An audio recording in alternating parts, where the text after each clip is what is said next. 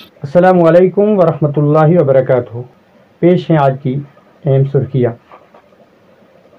لوک سبھا اور اسمبلی انتخابات کے بعد اگلے سال جنوری 2025 تک جموں کشمیر پنچایتی انتخابات ہونے متوقع۔ دیہی ترقی اور محکمہ زراعت کے وزیر جاوید احمد ڈار نے حالیہ کشمیر میں فوجی جوانوں پر حملے کے تناظر میں کہا کہ حکومت کشمیر میں امن امان کو خراب کرنے کی ذمہ داروں سے نمٹنے کے لیے پرعزم۔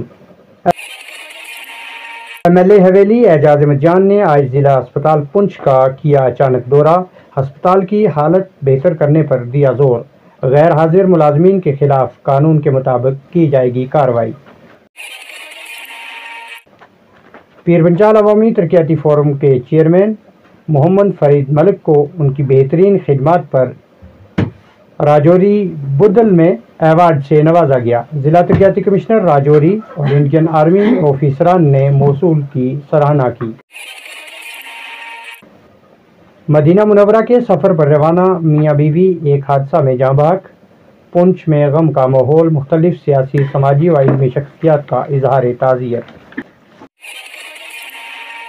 National public higher secondary school Rajpura Mandi Poonch میں اینول پروگرام منعقد، بچوں نے بہترین پروگرام کیا پیش، انڈین آرمی کے اشتراک سے بہترین پروگرام کی چوطرفہ سراہنا۔